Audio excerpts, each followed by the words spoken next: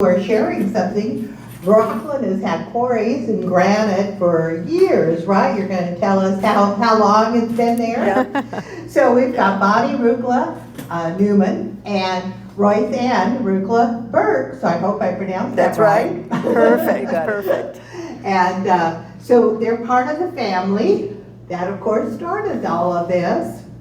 So I'm looking forward to seeing all of the information they're giving to us, and then of course looking at the pictures. Those are great pictures. I looked at some of them already. So who gets the microphone? Bonnie first. Bonnie gets it? Okay. All right.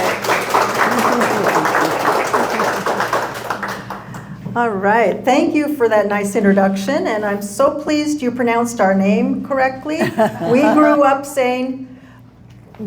up hearing everyone say Ruhkala.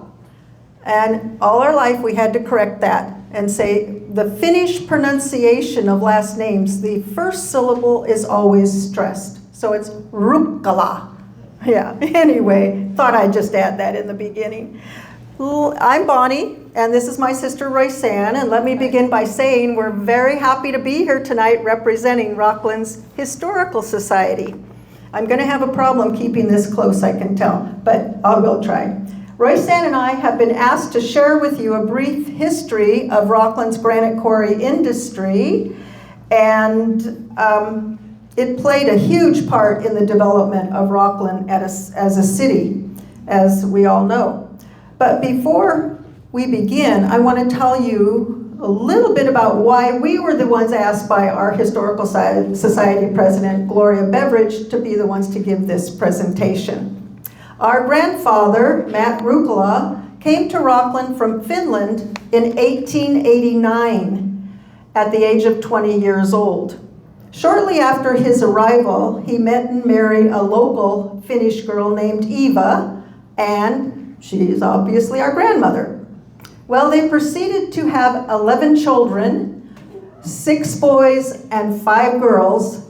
We always say poor grandma must have been doing diapers for over 20 years. Anyway, our father, Roy, was the 9th child. Upon his arrival, Matt started working in the granite quarries in Rocklin, and all 6 of his children worked in those family quarries. And he owned 3 different quarries in Rocklin over almost 50 years. He ran that. Now, when he retired in the 1930s, 4 of the oldest of the sons bought another existing quarry in Rocklin called the Capitol Quarry. Bill, put that up. And let me see where. And it was the existing quarry called the Capitol Quarry, and they renamed it Union Granite Company, Ruhkala Brothers. Well, they ran that quarry for almost 50 years. And actually, Royce Ann is the expert here on granite because she and our brother Paul ran a granite retail business for decades. And they had 2 shops, one in Rocklin and one in Sacramento across from the city cemetery entrance on Broadway. Some of you may know that, yeah.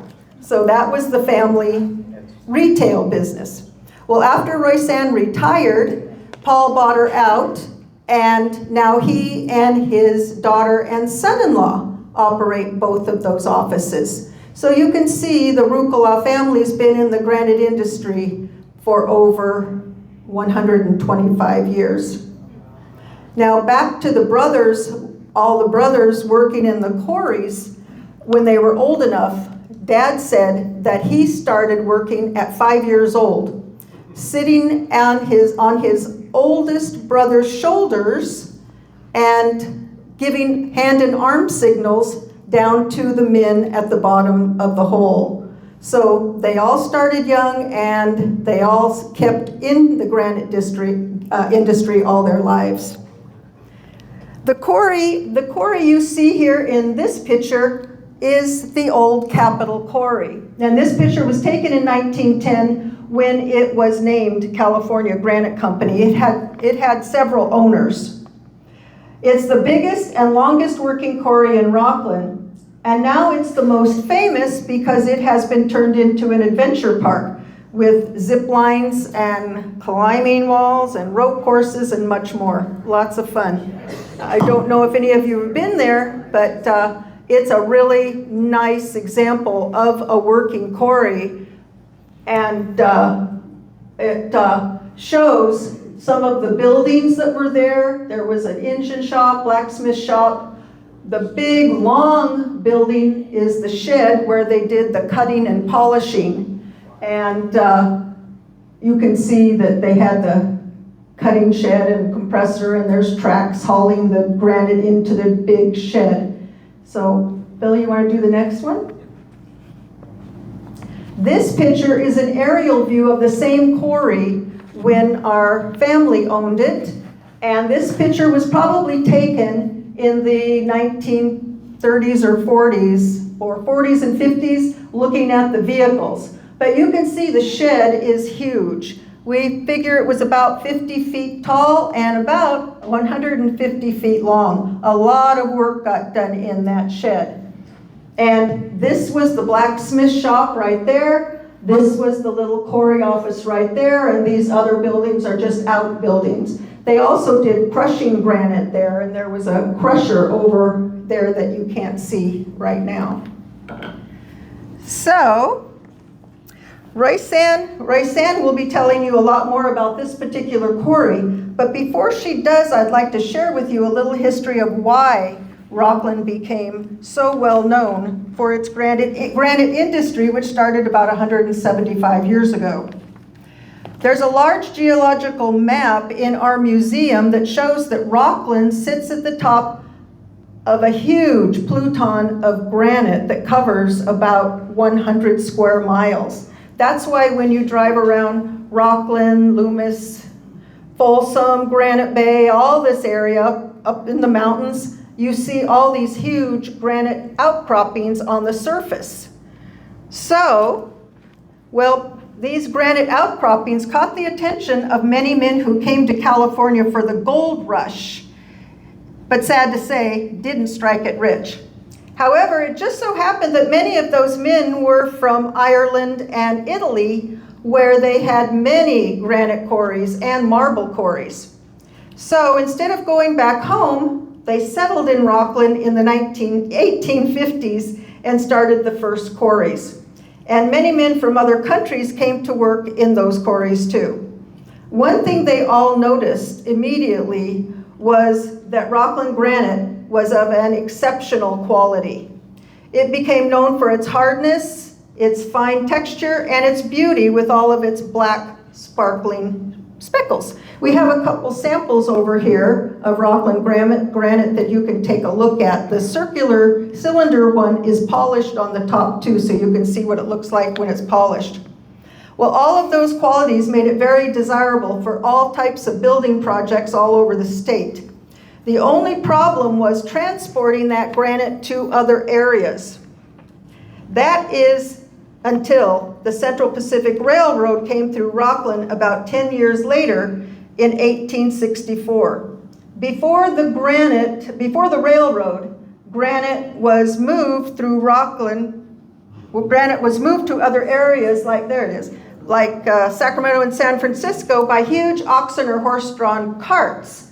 And you can see in this picture one of the carts, and it has a huge slab of granite on it, and granite is extremely heavy. And it's being pulled by a team of about 12 horses. So that was definitely difficult and time-consuming work.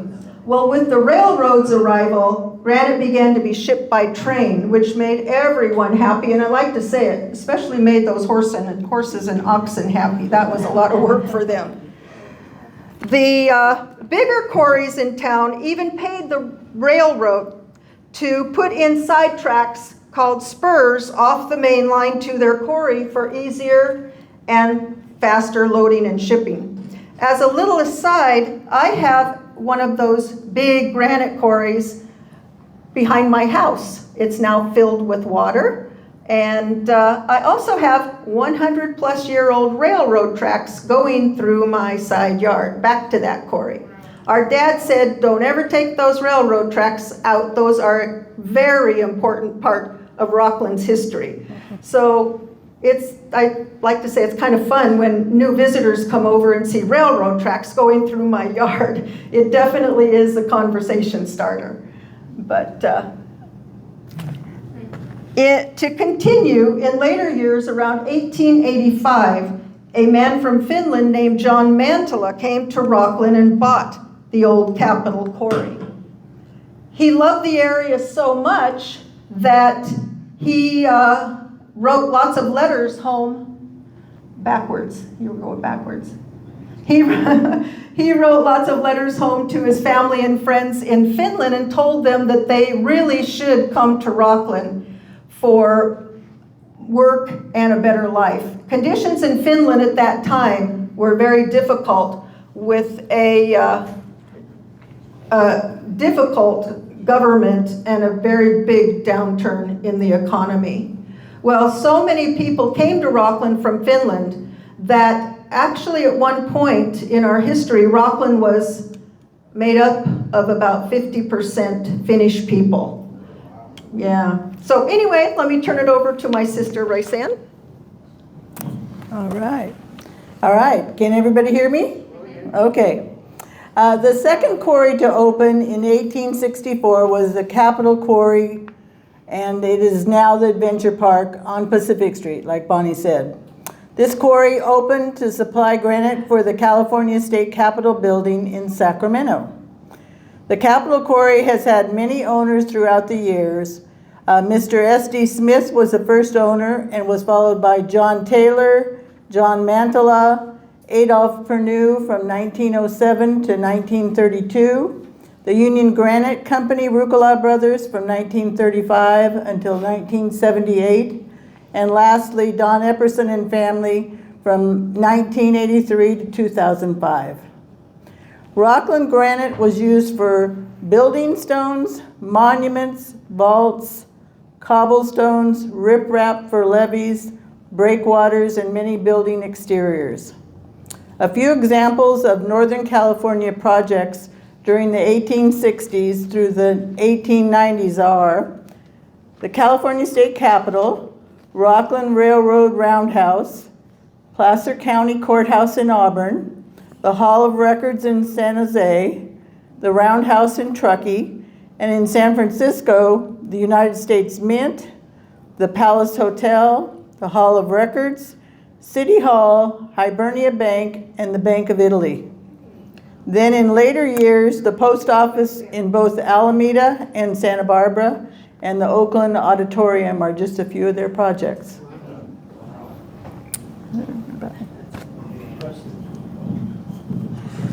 Okay, I'd like now to take a few minutes to tell you about a few of the other quarries in Rocklin, besides the Capitol Quarry or Adventure Park. There's a quarry very close to the Capitol Quarry in the park, and it's called the Quinn Quarry, and it's now filled up with water. And paddle boats, that's where they have the paddle boats. Well, in earlier years after it was abandoned, it filled up with water and became one of the favorite swimming holes of Rocklin kids. In fact, Raysan and I even grew up swimming in that quarry hole. That was until our dad told us, well, we couldn't go there anymore because Roseville boys started coming. So the Rocklin boys were okay, but not those annoying out-of-town Roseville boys. So that was the end of our swimming in that quarry. But it was lots of fun. Close by those two quarries are 6 other large quarries. You can't see them from the park because they're all scattered around. You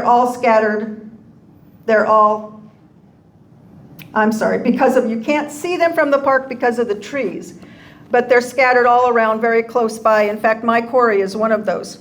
They're now all filled with water and are on private property.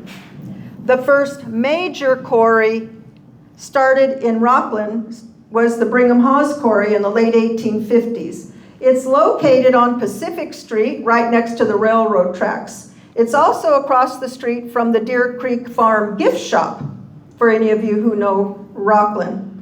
Every so often you'll see people in the quarry practicing their rock climbing skills because the granite boulders are above ground and huge.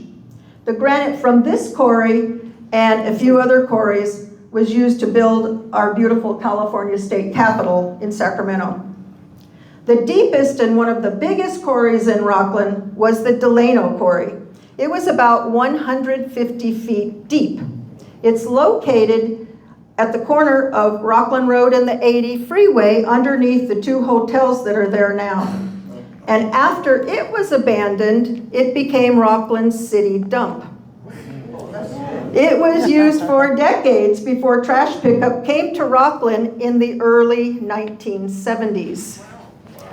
So here's another little story about Roy Sands and my adventures around quarries, which we had quite a few because we lived so close. Before trash pickup, our dad was the one who always took the trash to the dump. But one day he told us that he was too busy and that Roy Sand had to do it. Roy Sand and I had to do it. So we back of the truck got loaded with all the trash, and off we went with Roy Sand driving. By the way, it was a manual transmission truck, and Roy Sand had just gotten her driver's license.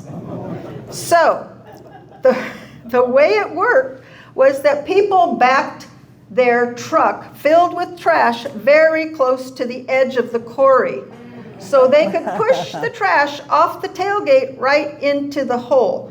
And you need to remember that quarry was 150 feet deep with a sheer drop-off straight down. Well, we parked the Roy Sand, backed up, parked the truck, we got out and looked and went, oh no, we were inches away from the edge of that quarry. It was so scary. We didn't know what we were going to do, and we obviously didn't want to have to call Dad and tell him our truck was down at the bottom of the city dump, you know. So anyway, Roy Sand got in the driver's seat and put one foot on the accelerator and one foot on the clutch. And I laid on my stomach over her legs and pushed with both hands, pushed in on the brake. Now, I know now that's called popping the clutch, but we didn't know back then. Roy Sand was a new driver and I didn't even have my license yet. So we were praying it would work. Oh my God. So yeah, so she pressed on the accelerator, let off the brake, and then I let off the clutch, and we went flying forward, thank God. Yeah. But I swear it still gives me chills to this day thinking about it, and that's why I think I have an issue with heights now. So another quarry that is in full view now is the Myers Quarry, which, by the way, was one of our grandfather's quarries.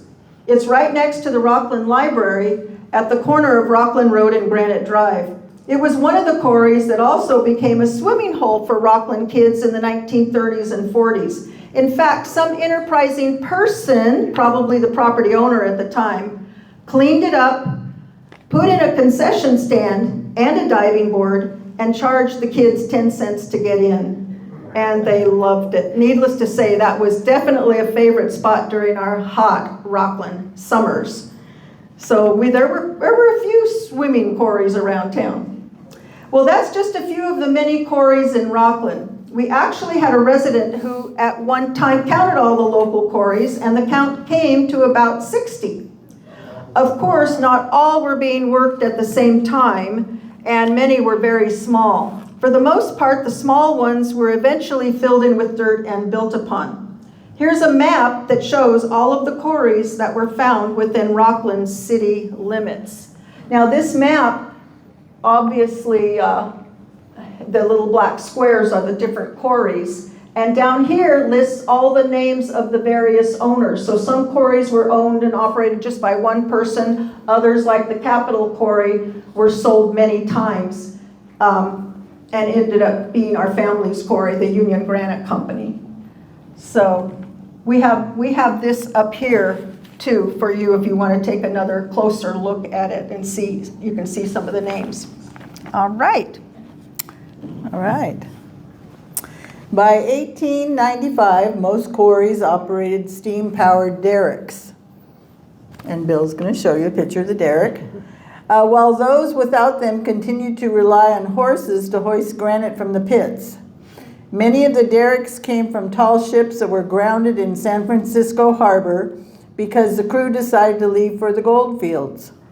When the owners of the ships realized they had no one to sail their vessels, they sold the masts to quarry owners to use for their tall derricks and booms for lifting granite out of the quarries. So this tall straight one is a derrick, and this is a boom. These derricks could be anywhere from 50 to 100 feet tall, and the booms usually were about 50 to 75 tall. And they could hoist out about 20 to 30 tons of granite all at one time, if they were big enough. So in the early days of quarrying, everything was done by hand. There was no steam and no electricity. All the tools used in the quarries were made by the blacksmith shop, and all bits and chisels were sharpened regularly. Quarrying granite was very hard physical work and very dangerous. A couple of examples of this was our grandfather, Matt Ruhkala, fell into the Myers quarry that he ran, and he was unconscious for 3 days at home, and then he got better and went back to work. Another quarry owner in Rocklin, Mr. Alexson, fell into his quarry while he was walking along the edge of the pit, inspecting it, and the edge fell away, and he died from his fall. Mr. Pernew, who owned the quarry from 1905 till 1932, died in Sequoia when they were working down there on granite walls, and he had a piece of granite had going over his head or something, and it hit him in the head, and he died. So it was a really, really dangerous job. Men who did the labor in the quarry pits spent all their day in the hot sun or cold weather climbing ladders from granite shelf to granite shelf, drilling holes in granite for blasting. Let me get this.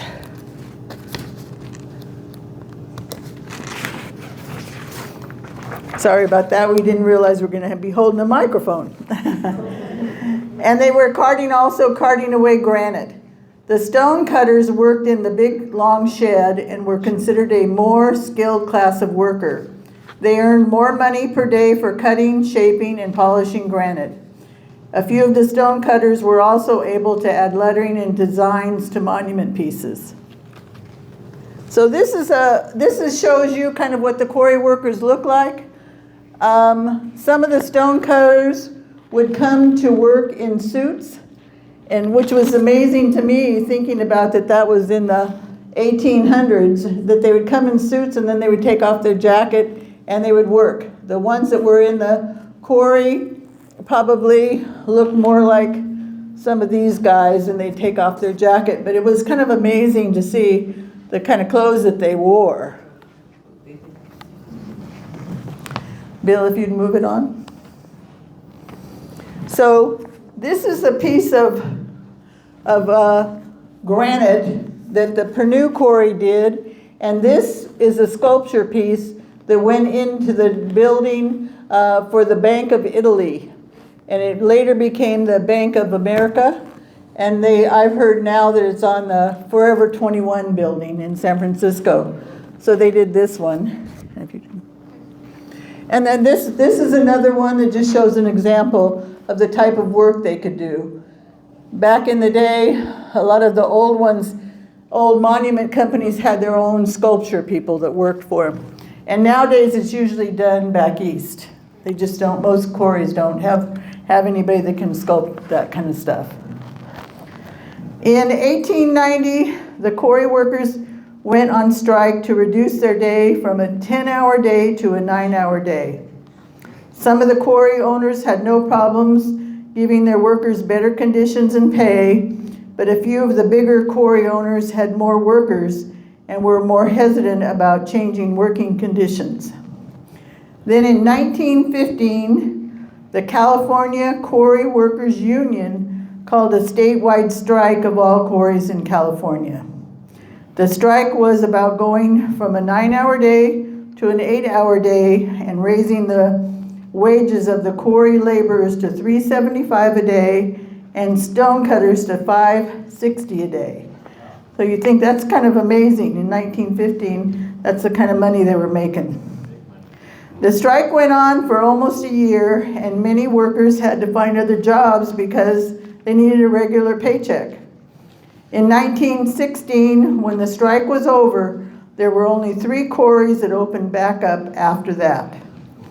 The strike of 1915 and the beginning of mass production of concrete and terracotta helped lead the way to the end of the Rocklin quarry industry.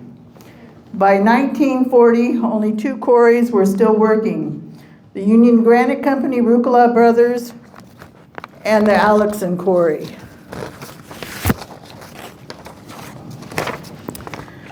The Alexan Quarry then closed in the late 1940s, which left our family quarry as the only operating quarry that was for almost 60 years. By 2005, the Union Granite Company closed and there weren't any more active quarries in Rocklin.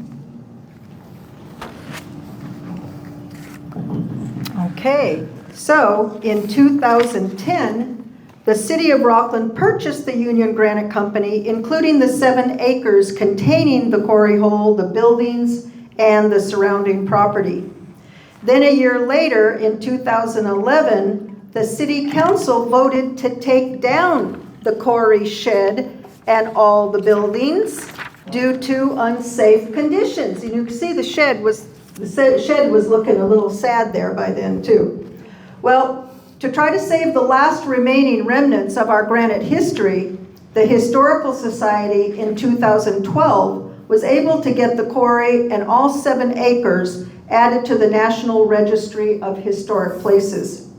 Despite the Society's huge efforts to save it, in 2017 the city demolished the shed and all the other buildings, except for the 120-year-old Quarry Business Office and Design Center, which is the last standing building of all 60 quarries in Rocklin.